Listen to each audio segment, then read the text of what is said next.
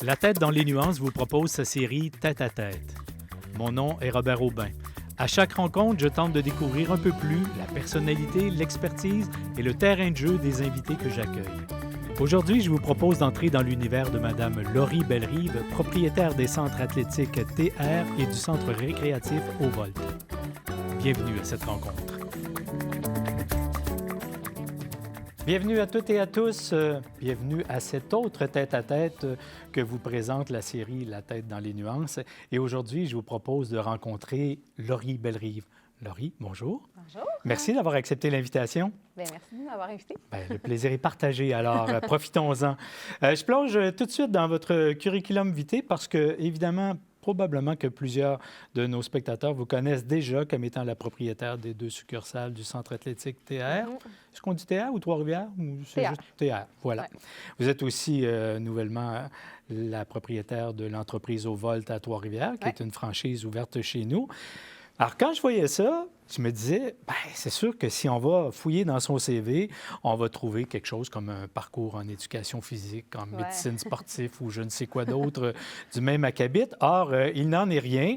Ce qu'on y trouve, c'est des études en gestion de commerce où vous avez étudié. Et puis là, en fouillant un peu plus sur votre vie et sur votre entourage familial, je me suis demandé, les études de collégial en commerce, est-ce que vous avez appris vraiment quelque chose ou bien c'est simplement venu confirmer des bases qui étaient déjà acquises dans le milieu familial? C'est bien dit. Depuis toujours, je savais que je voulais avoir mon entreprise. Là. Petite, j'étais déjà d'affaires.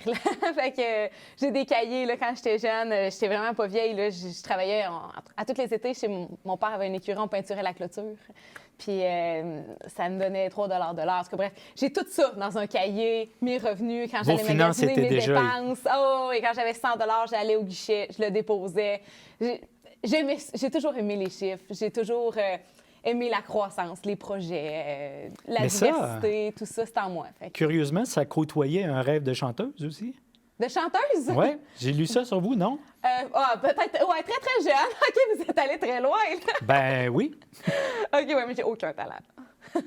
Fait que c'était un rêve de petite fille. Il fallait que tout le monde qui m'ont dit qu'il n'y avait pas de voix s'empêche de chanter. Il n'y aurait plus de chorale au Québec. Alors, on peut mettre un doute là-dessus, mais on comprend que la priorité s'est rapidement orientée vers autre chose. D'ailleurs, on vous déclare femme d'affaires à 19 ans, mais dans le fond, il n'en est rien, puisqu'on vient de le voir par votre première réponse. Très tôt, la fibre entrepreneuriale était là, la comptabilité était là, les livres étaient tenus. Et puis, je vous ai même entendu dire dans une autre entrevue que j'ai trouvée sur vous que votre premier projet, ce n'était pas des centres athlétiques, mais c'était d'acheter le premier dépanneur où vous travailliez à l'époque comme employé en disant, moi, En fait, partout où j'ai travaillé, j'ai voulu l'acheter. Ça a toujours été quelque chose.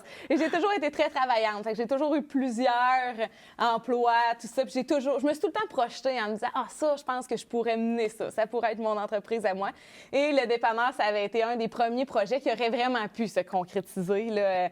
C'était un petit dépanneur à Saint-Barnabé-Nord. J'ai adoré travailler là-bas. Ça a été une belle expérience de travail pour moi. Et oui, j'ai vraiment, vraiment voulu l'acheter. Puis après ça aussi, j'ai travaillé pour un service de traiteur. Et j'ai voulu aussi l'acheter, j'ai voulu mélanger les deux ensemble. Mon père avait une petite ferme, j'ai voulu faire un service de traiteur bio. Bref, chaque place où j'allais se rajoutait à mon projet. Chaque occasion de vie devenait une occasion d'entreprise aussi. Exact, c'est ça. Toutes les opportunités étaient bonnes. Et la première véritable entreprise arrive à 19 ans avec l'achat du premier centre athlétique. Est-ce que, dans ce cas-là, on parle d'une espèce d'assurance d'entrepreneur qui était précoce ou bien d'une innocence liée à la jeunesse, et le terme n'est pas péjoratif quand je l'utilise aussi? C'était 100% naïf. C'était tellement beau, parce que, on s'entend, gérer un dépanneur, c'est le fun, là, c'est bien, mais là, gérer un gym, j'étais une fille active qui aimait l'activité physique, c'est un milieu hyper positif, rempli de gens qui atteignent leurs objectifs, qui sont fiers de l'avoir fait. J'avais une équipe de travail, des membres, un loyer. C'était un autre niveau pour moi.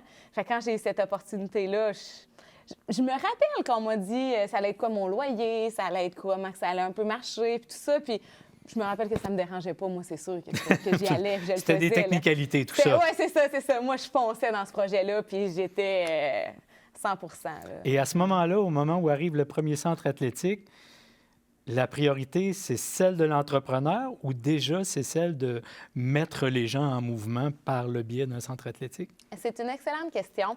Je pense que ça s'est fait quand même en étapes.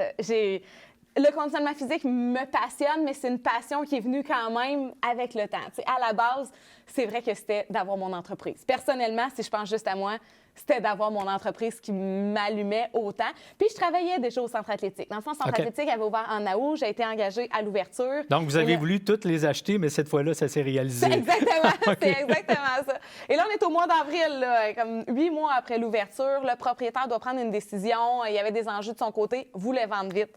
Il me l'a offert. Et moi, c'était vraiment l'aventure, là, embarquer là-dedans, le projet entrepreneurial mais attendez, à la base. C'est le propriétaire qui vous l'offre.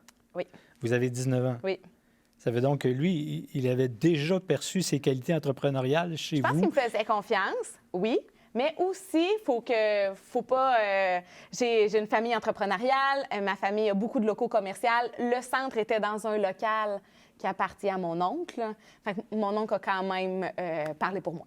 Oui, mais quand même, on voyait le potentiel. Il voyait un certain potentiel. Et l'encadrement qui suivait. Donc, il faisait une pierre deux coups. J'étais bien entourée, définitivement. Fait que c'est ça. Fait que j'ai sauté dans le projet, mais le conditionnement physique est devenu vite. Bien, à la base, j'aimais ça pour moi, l'activité physique, mais c'est devenu vite quelque chose que j'ai voulu faire différemment, que j'ai voulu vraiment aider les gens avec notre équipe, faire vraiment la différence chez les gens. Puis rapidement, la vision a changé dans tout ça, mais ça reste un gros projet entrepreneurial de faire bouger les gens. Effectivement. Et ça s'est multiplié parce qu'il y en a eu un deuxième. Et il y a maintenant le centre récréatif Au Volt qui s'adresse à une autre clientèle pour un autre type d'activité aussi, mais qui relève des mêmes qualités d'entrepreneur que celles que vous avez développées dans les 2 premières entreprises. Effectivement. Ou bien il y a quelque chose de particulier? Bien, chaque type d'entreprise a ses particularités, mais on reste encore une entreprise de service. La façon de travailler avec les employés, de travailler avec les clients demeure semblable. Donc, il y a vraiment des choses qui se ressemblent et surtout une mission commune qui est de faire bouger les gens, de mettre les gens en action, de leur permettre de se dépasser, Et est-ce que ça change quelque chose pour l'entrepreneur d'être propriétaire à temps plein? Je ne sais pas vraiment comment formuler ma question, mais vous allez comprendre. Est-ce qu'il y a une différence entre la propriété d'une entreprise et la propriété d'une franchise? Parce qu'au Volt, c'est une franchise. Oui, effectivement. Pour moi, c'est un nouvel apprentissage parce qu'au centre athlétique, je suis maître de mes décisions, puis je subis toutes les conséquences de mes décisions. Je suis souvent la dernière personne. Quand on a passé les étapes puis qu'il y a une décision qui doit être prise, la pression repose toujours sur moi. La sanction royale, c'est vous. C'est moi qui est en haut, exactement. Tandis que là, avec un concept de franchise, j'ai un peu moins cette pression-là. Il y a des gens avant moi qui ont essayé des choses, qui ont fait des bons coups, qui ont fait des moins bons coups, qui sont capables de me les apprendre. Fait que j'aime bien présentement travailler avec ce concept-là. Ça m'apporte un certain équilibre. Je suis contente de le découvrir, je suis contente d'apprendre ce concept-là d'entreprise, de travailler avec. Et surtout que les franchiseurs sont des perles, donc on travaille très, très bien ensemble. Fait que c'est une très belle aventure pour moi jusqu'à maintenant. Est-ce que ça pourrait retourner le cycle? C'est-à-dire qu'avec la découverte du rôle d'un franchisé, est-ce que ça donne à l'entrepreneur l'idée de dire « Ah, mais les centres athlétiques, on pourrait peut-être ouvrir des franchises aussi? » Non. Non, ça c'est... La réponse est claire. Très claire. En fait, à une certaine époque, ma vision était claire, je voulais avoir 10 gyms en 20 ans. Et c'était bien parti. J'avais acheté Thibault en 2010, j'ai fait Béricole en 2012, j'avais ouvert Bécancour en 2014. Et après ça, il est arrivé beaucoup de compétitions dans notre domaine, la COVID, ce qui m'a obligée à revoir tous mes objectifs. Et le conditionnement physique, on est dans un domaine très, très compétitif. Et j'ai pas envie de prendre le risque de grossir ça plus qu'à l'échelle de Trois-Rivières. D'ailleurs, sans revenir sur les causes de la fermeture du gym de Bécancour, comment on vit ça comme entrepreneur? Est-ce que c'est, c'est la décision d'affaires à prendre? C'est ce qu'il y a de plus cohérent, de plus logique, on le fait? Ouais. Ou bien est-ce qu'on est constamment tiraillé? Est-ce qu'il y a une notion d'échec ou bien... Absolument pas. Non. Pour moi, saisir une opportunité, que ce soit d'un nouveau projet, une nouvelle aventure, d'une petite décision, de fermer une entreprise, c'est une opportunité. Puis si elle est bonne à saisir, on la saisit. Et fermer Bécancour au moment où je l'ai faite, c'était la meilleure décision que je pouvais prendre. Évidemment, ça n'a pas été évident. Fermer un gym, Bien, en tout cas, j'ai jamais fermé un autre genre d'entreprise, mais ça vient avec un lot de difficultés parce qu'on a des membres qui viennent s'accomplir à chaque semaine chez nous, réussissent leur objectif, se sentent bien chez nous. Et là, on vient comme couper cet élément, cette motivation-là qu'ils ont. Puis ça, c'est très difficile pour moi que ça comme mission, d'aider les gens à être actifs, à bouger, de se sentir bien. Et là, je venais comme briser un peu ma mission dans tout ça. Ça, c'est le côté difficile que j'ai eu à vivre avec les clients, même si on était très résilients puis on savait que c'était la bonne décision à prendre. Ce côté-là, face aux clients, a été très difficile, face à l'équipe, mais en affaires, je savais que c'était la décision à prendre et je l'ai pris au bon moment. Parfait. Et si on regarde, on pousse un peu vers l'avenir, bon, peut-être qu'on ne se dirigera pas vers les... C'était quoi, 20 gyms en 10 ans? Oui, 10 gyms en 20 ans. OK. C'est peut-être plus réaliste. Mais avec tout ce qui s'en vient à Bécancour, la filière batterie, les employés, est-ce qu'on peut penser qu'il y aura là une offre de service pertinente? Certainement qu'il y aura une belle opportunité pour quelqu'un d'autre. Effectivement. D'ici 5 ans, là, effectivement, que la Rive-Sud sera une belle place à développer si quelqu'un a envie. D'accord. Mais je m'adresse maintenant à la femme d'affaires parce que j'aimerais ça savoir comment ça se passe, ne serait-ce qu'au niveau des entrevues, de la rétention de personnel, parce qu'on est à une toute autre époque où j'ai eu moi-même à faire des embauches. Et puis, aujourd'hui, on dit que les gens de ma génération disent que, ben là, tout a changé, il n'y a plus rien qui est pareil. On fait des entrevues inversées où c'est les employés qui viennent nous demander leurs conditions de travail plutôt que voir ce qu'on leur offre. Mais vous n'êtes pas du tout de cette génération-là. Alors, comment vous conjuguez avec le marché du travail tel qu'il est présentement, dans la capacité de trouver le personnel nécessaire à vos entreprises, dans les efforts à faire pour les garder à votre emploi? Est-ce qu'il y a un stress qui est plus grand que ce que vous avez vu, par exemple, dans votre milieu familial, des générations qui vous ont précédé? Bien, puis en fait, on parle de génération, mais mettons, moi, ça fait 15 ans là, que j'ai les centres athlétiques. Il y a un changement là, dans les 15 dernières années. Fait que oui, par rapport à avant, ça a beaucoup changé, mais les dernières années, je dirais que les 5 dernières années, on a vu un grand changement là, avec l'arrivée de la pénurie de main-d'œuvre qu'on n'entendait pas vraiment avant. Et ce changement-là là, à l'intérieur des entreprises. De mon côté, je suis bénie. Je travaille dans des entreprises de gens passionnés, qui aiment l'activité physique, qui aiment bouger. On est un milieu positif, on est un milieu inclusif. On aime avoir des gens différents, des gens de tous les milieux, et ce qui fait qu'on est attractif, je pense. J'ai pas de misère à avoir des CV. J'ai pas de misère à engager. J'ai des bonnes personnes en place. On a un noyau central très fort. Mes employés temps plein là, sont très fidèles à l'entreprise. Puis on travaille avec eux, on veut qu'ils se sentent bien. Puis je pense qu'on fait un bon travail ensemble. Et c'est quoi les secrets de cette fidélité-là? Bien, je pense qu'on est très à l'écoute. On est présent pour eux. Si on a des idées de projet, si on a des enjeux personnels, on est très à l'écoute, très conciliant. C'est la nouvelle réalité pour tout le monde, mais on se plaît à le faire. Fait que je pense que c'est peut-être ça la grande différence, de le Ouais. voir comme une opportunité, pas nécessairement comme une embûche. Là. Non, c'est ça. Ils travaillent pour moi, je travaille pour eux. Ça va vraiment dans les deux sens. Le changement, moi, majeur que je vois depuis les 5 dernières années est un peu plus au niveau de nos étudiants qui viennent et qui partent, qui viennent travailler ici, qui partent pour un petit peu mieux. Là, on a un peu plus de travail à faire à ce niveau-là. Donc, on a un plus grand roulement de personnel dans nos étudiants, c'est pas leur travail pour toujours, là, qui sont là. Il y a plus d'opportunités, donc naturellement, ils ont les yeux ouverts à ce qui se passe un peu partout, puis on a plus de roulement. J'ai pas de misère à engager, mais je dois engager plus souvent. Et c'est un défi auquel vous cherchez une solution ou bien vous dites non, c'est un état de fait avec lequel il faut conjuguer au quotidien? Oui. Chaque employé, je fais tout ce que je peux pour lui, puis je sais que quand il est là, il me donne tout ce qu'il peut. Quand il trouve quelque chose de plus intéressant pour lui ailleurs, je me dis que la vie est faite comme ça. Il progresse dans sa carrière, il chemine là-dedans. Puis souvent, pour nous, c'est une opportunité de trouver quelqu'un qui cadre un peu mieux dans nos objectifs à nous. Fait que c'est notre nouvelle réalité. Puis à l'évidence, votre positivité est probablement communicative et ceci explique peut-être cela. On en a parlé dans la table ronde où on parlait de bien-être, de cette quand même relative réalité qui fait que beaucoup d'inscriptions en janvier, qui se désaffilient relativement tôt en février, mais où votre défi, c'est de les conserver 12 mois. Ouais. Ça, on a réglé un peu cette question-là dans la table ronde. Ouais. Ma question, c'est maintenant, on observe comme une une multiplication des gyms sur le territoire de façon assez exponentielle, alors que la croissance démographique n'est pas à ce point. Comment on fait pour tirer notre épingle du jeu dans une industrie qui m'apparaît de plus en plus compétitive? Effectivement, on est dans un marché que je dirais saturé. Effectivement. On a trouvé notre identité. Fait que ça, c'est la première chose, là, de cibler, nous, c'est quoi notre identité, qu'est-ce qu'on recherche, qu'est-ce qu'on veut comme clientèle. J'en ai parlé tantôt dans la table ronde. On est un gym inclusif qui veut servir monsieur, madame, tout le monde, qui veut aider les gens à se sentir bien. Puis je pense que depuis qu'on a trouvé cette identité-là, qui on est, qu'est-ce qu'on veut être, on se respecte là-dedans.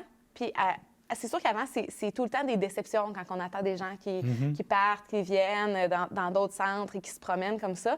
Maintenant qu'on a trouvé qu'est-ce qu'on est, qu'on l'accepte, je dirais qu'on a un lâcher-prise qui se fait mieux. Notre entreprise est en santé, va bien, on a pris des bonnes décisions pour nous. Fait qu'on accepte cette compétition-là, puisque maintenant, on sait que ça fonctionne. Je dis pas que dans les dernières années, ça a toujours été facile, là. Ça serait vraiment faux de dire ça. Mais maintenant, on sait où est-ce qu'on s'en va. Notre modèle d'affaires fonctionne bien. On s'en va avec ça, puis on avance. De se diversifier, par contre, maintenant avec Ovolt, m'amène un certain équilibre, m'amène un nouveau projet, une nouvelle motivation à avancer là-dedans, puis ça fait beaucoup de bien. J'imagine que l'entrepreneur en vous ne peut pas vivre sans nouveaux défis. Oui, là, j'ai annoncé à ma famille qu'Ovolt était mon dernier projet. Et ils vous ont cru? On verra ce que ça fera. Mais bref, ouais, Ovolt m'a permis de rééquilibrer cette boucle-là que je n'avais pas complétée dans le conditionnement physique, m'a apporté cette nouvelle motivation-là, d'un nouveau projet. Mais ma question, ça a été sérieuse. Est-ce qu'ils vous ont cru? Je sais pas. Je suis pas certaine. J'aime vraiment les projets, mais je sens que j'ai beaucoup de possibilités d'en faire à l'interne maintenant. OK. Parce que quand vous dites avoir bouclé une boucle avec les centres et Ovolt, ça laissait presque sous-entendre, oui, ce volet-là, j'en ai fait le tour. De nouveaux projets d'envergure, là, d'investissement. Est-ce qu'il se pourrait qu'un autre projet soit dans un tout autre secteur? Est-ce que ça, c'est quelque chose qui peut vous allumer encore? Oui, je suis toujours ouverte. Il s'agit que quelqu'un vous embauche de toute façon pour que vous achetiez l'entreprise. Ça fait longtemps que ça m'est pas arrivé, mais ouais. Mais non, évidemment, je ne suis jamais fermée aux opportunités. Quelque chose que j'apprécie présentement beaucoup, c'est que les trois sont très proches. J'ai des jeunes enfants. Fait que ça m'apporte une simplicité, là, que tout soit proche. Tu sais, les deux centres à Trois-Rivières, Ovolt, qui est juste à côté d'un de mes gyms, ça apporte vraiment une simplicité là, dans toute l'affaire. Fait qu'une autre opportunité pourrait être à l'extérieur, ce qui est moins intéressant. D'accord. Mais parlant d'enfants, il y a probablement plusieurs parents qui vous remercient parce que pendant les journées de grève en éducation, le centre Ovolt a été particulièrement occupé et c'était une solution vraiment de première classe pour plusieurs parents. Mais est-ce que au niveau de vos employés, c'est des vases communicants? Est-ce qu'on peut travailler à la fois dans un centre athlétique et chez Ovolt ou bien c'est deux mondes complètement différents? Je veux absolument faire ça. Je veux réussir à faire ça. Là, on vient d'ouvrir Ovolt. Ça fait 1 mois qu'on est en opération. Pour l'instant, des employés, il y a des employés Ovolt, il y a des employés centre athlétique. Mais à court terme, là, on veut avoir des employés qu'on comble les heures dans un et l'autre des entreprises puis qui viennent nous aider quand on a des besoins d'un côté comme de l'autre. Fait que c'est dans les choses des prochaines semaines qu'on veut réussir à faire. Et ça, c'est dans votre réflexion ou ça se parle déjà avec les employés? Ça se parle déjà. Comme cette semaine, j'avais un chiffre au gym que j'avais besoin de quelqu'un. Fait que c'est sûr, mon premier réflexe, c'est est-ce que j'ai quelqu'un au vol qui manque des heures? Et est-ce qu'on va réussir à travailler comme ça? Là? Fait que déjà, on regarde pour... Et ça a fonctionné? Pas cette fois-là. J'ai trouvé quelqu'un à l'interne dans le centre athlétique, mais c'est dans des pistes de solutions pour nous faciliter la vie là, au niveau de tout ça. Puis on a des employés qui sont bien dans leurs petites choses, à faire leur routine, puis on en a qui ont besoin de changement, de faire différentes choses, d'être dans différents milieux. Fait que c'est ceux-là, si on peut leur apporter cette variété-là à l'interne de nos entreprises, bien, c'est aussi une façon d'être à l'écoute des attentes des employés et de combler une partie de leurs besoins, voire de leurs attentes. Ouais. J'aimerais qu'on aborde un tout autre sujet, mais vous allez voir qu'il n'est pas si différent que ça, parce que vous avez été lié de très près à Une fille qui court entre 2019 et 2023. Et je me demandais, au moment où vous prenez cette responsabilité-là, en 2019, c'est encore la femme d'affaires ou bien s'il y a vraiment un lien de développer cette sororité et de faire en sorte de mettre, par davantage les jeunes filles en action. On sait que quand on regarde les statistiques d'activité physique chez les jeunes filles à l'adolescence, c'est assez problématique, le taux d'abandon. Est-ce que c'était d'abord ça ou bien l'entrepreneur qui... ou un heureux mélange des deux? Ah oui, c'est tellement 50-50. Ça a été une opportunité dans un moment plus difficile. 2019, pour moi, on est encore dans des années plus difficiles avec la compétition qui était très présente et encore instable. Fait que quand cette opportunité-là d'avoir un nouveau projet m'est apparue, je trouvais ça super motivant, d'avoir quelque chose de différent, une nouvelle expérience. Ça m'intéressait vraiment, vraiment. Et évidemment, c'est en lien direct avec ma mission de faire bouger les gens. Fait que c'était vraiment... c'était les deux, là, vraiment. Le projet qui allait me nourrir, d'avoir quelque chose à faire, quelque chose de positif, une entreprise qui fonctionne, un événement qui fonctionne, mais tout en réalisant tellement ma mission, là, qui est de rendre les gens actifs, parce qu'une fille qui court, c'est tellement un des... Bien, selon moi, le plus bel événement de course à pied au Québec. Fait que c'était une grande fierté pour moi d'organiser ça. Et au moment où vous quittez très certainement avec le sentiment du devoir accompli, mais en passant le témoin, en disant « voici ce qui reste à faire », ou bien à la prochaine de faire selon sa vision des choses? Ah oui, bien en fait, Catherine, qui a pris la relève d'une fille qui court, est une perle et elle est kinésiologue spécialisée en course à pied pour femmes. Donc, on voyait en elle un grand potentiel d'apporter l'entreprise à un autre niveau. Et moi, j'étais associée avec Rosanne Giguère dans ce projet-là. Moi puis Rosanne, on avait beaucoup de projets. Moi, avec Au Volt, Rosanne a beaucoup d'autres projets. On n'avait plus le temps d'amener une fille qui court au niveau potentiel qu'il y a. Fait qu'on est convaincus que Catherine va pouvoir le faire mieux que nous. Pour l'instant, on l'accompagne là-dedans. Puis on est bien content de le faire, mais c'est sûr qu'elle a beaucoup, beaucoup de potentiel, beaucoup de possibilités, puis allez voir. Et là, vous venez d'ouvrir une porte sur une réalité que je ne connaissais pas. Une spécialiste kinésiologue en course féminine. Oui. C'est quoi les particularités? C'est peut-être pas votre champ d'expertise, mais si vous avez une idée... En fait, elle a décidé de cibler sa clientèle. Elle peut entraîner aussi bien un homme qu'une femme, évidemment, là, mais elle a décidé que sa clientèle cible, c'était les femmes qui veulent se remettre en forme ou qui sont déjà en forme, beaucoup par la course à pied, mais évidemment, elle peut le faire comme kinésiologue par tous les autres moyens, mais beaucoup parce que c'est la kinésiologue en charge des roses, les roses qui font le défi du parc. Donc là, c'est sûr qu'elle a accès à un grand bassin de femmes qui sont en remise en forme et tout. Donc, vraiment, elle a spécialisé sa pratique dans ce sens-là. Puis elle le fait super bien, avec une belle approche, une belle vision. Fait qu'on est très, très fiers là, de ce changement-là de direction pour une fille qui court. Et puis, quand on regarde la femme d'affaires, là, j'arrive plus à savoir qu'est-ce qui est prioritaire, puis il n'y en a peut-être pas, entre la femme d'affaires et la femme qui veut faire bouger le monde. Oui, bien, et comment on arrive à être créatif et à se renouveler dans un gym qui, après ma barre, pour monsieur, madame, tout le monde, est assez conventionnel. En tout cas, l'image qu'on s'en fait, c'est assez conventionnel. Comment on fait pour renouveler l'offre? Oui, effectivement. En fait, le conditionnement physique, je suis tombée dans un des plus beaux mondes. Parce qu'à la base, je pense que je voulais avoir mon entreprise et je suis tombée dans un des plus beaux mondes, qui est l'activité physique, qui me permet de... Mais l'activité physique, c'était présent avant, quand même, dans votre vie? Pour moi, personnellement. Jamais moi, j'aurais été étudiée en kinésiologie, là. Je m'entoure de gens qui ont ces connaissances-là, mais moi, ce que j'aime, c'est les projets. Donc, mais vraiment... avant l'entreprise, vous pratiquiez quand même l'activité sportive? J'étais sportive. Voilà. J'étais une personne sportive. Exact. Fait que oui, j'avais un intérêt, mais je suis tombée dans cet univers-là par hasard. C'est pas en faisant des études que je suis tombée dans le monde de l'activité physique. Et finalement, je suis tombée dans un monde passionnant et j'ai tellement vu de belles histoires à succès. J'ai tellement été au fait de gens qui atteignent leurs objectifs, qui sont fiers d'eux, qui nous remercient, qui sont reconnaissants de ce qu'on a fait pour eux au travers de toutes ces années-là que je suis tombée en amour avec ce milieu-là, puis j'ai vraiment cette mission-là très, très à cœur, de permettre à tout le monde d'avoir un petit moment dans sa journée pour prendre soin de lui, puis d'essayer de leur offrir des possibilités. Et quand vous parlez de beaux exemples de réalisation de gens qui se sont réalisés, on ne parle pas nécessairement de succès olympique, là. Non! Mais c'est pas exclu non plus. Non, bien, ça m'est jamais arrivé, un succès olympique, mais non, c'est une mamie qui me dit « J'ai plus mal au dos, je suis capable de sortir mon petit gars du bain. » C'est quelqu'un qui dit hey, « Je travaille au 12e étage de la Tour Royale, puis à cette heure, à tous les matins, je monte les marches, puis je suis capable d'y aller. » C'est quelqu'un qui a réussi son premier 5 km. C'est quelqu'un qui avait mal au genou, puis qui a plus de douleur. C'est quelqu'un qui a réussi à perdre du poids, puis qui se sent mieux, qui se sent bien, qui est rayonnante. C'est quelqu'un qui bougeait pas avant, puis qui maintenant fait du Zumba 3 fois par semaine, puis est super fière d'elle.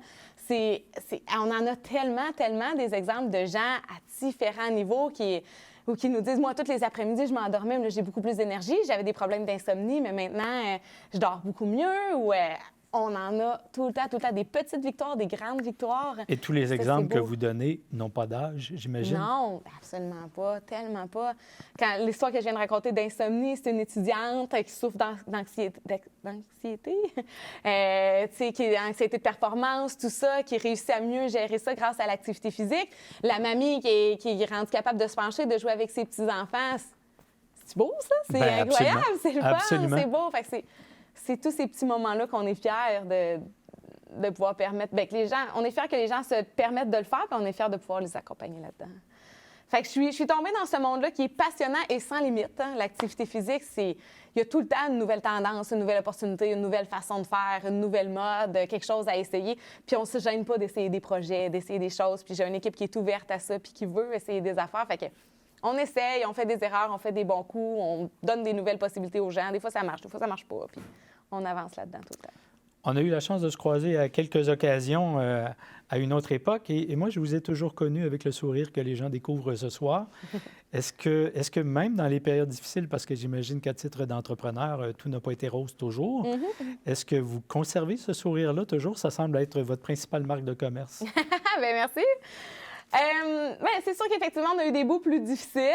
Avec les gens, je pense que je demeure une personne souriante, mais comme vous le dites, ça n'a pas toujours été facile. C'est vraiment un parcours en montagne russe. On a eu des moments plus difficiles. J'ai toujours essayé de le garder avec le sourire. Face aux clients, je pense que je réussis toujours à être positive. L'activité physique doit m'aider à rester positive. Et pour ceux et celles qui vous regardent en pensant moins à l'activité physique, mais davantage à l'entrepreneur, est-ce que c'est la réalité des choses? C'est-à-dire, soyez prêts à vivre des montagnes russes si vous voulez être homme ou femme entrepreneur et à traverser avec le sourire?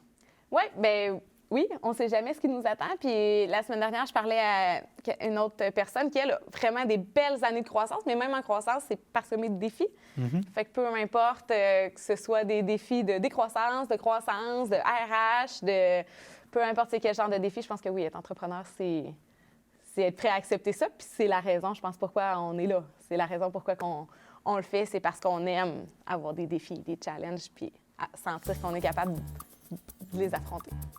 Laurie Bellerive, merci infiniment d'être ces deux modèles que l'on voit fréquemment dans nos quotidiens, dans nos médias, à savoir une fille en forme qui nous donne le goût de l'être et une entrepreneure qui réussit. Vraiment, vous êtes un modèle à suivre. Merci. Merci beaucoup.